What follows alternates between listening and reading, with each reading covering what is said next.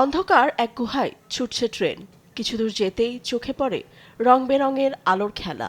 যীশুখ্রিস্টের জন্মের আদলে তৈরি এ গুহা এবং আয়োজনকে ঘিরে মানুষের ভিড়। স্লোভেনিয়ার এ ঐতিহাসিক পোস্তজোনা গুহায় আয়োজন করা হয়েছে যীশুখ্রিস্টের জন্মের মুহূর্ত। গুহাটি ২৪ কিলোমিটার দীর্ঘ। ইউরোপের সবচেয়ে বৃহত্তম ও মনোমুগ্ধকর বলা হয় এ গুহাকে। পুরো আয়োজন জুড়ে আছে আলো আর শব্দের খেলা। এবছর আমরা ৩৫টি লাইভ আয়োজন করেছি।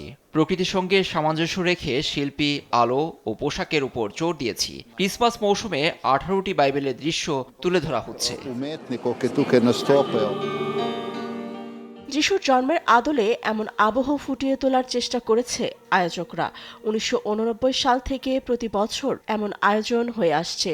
সেই সঙ্গে শিল্পীদের বিশেষ পোশাক, অভিনেতা ও গায়কদের উপস্থিতি প্রাণবন্ত করে তোলে মুহূর্তটি।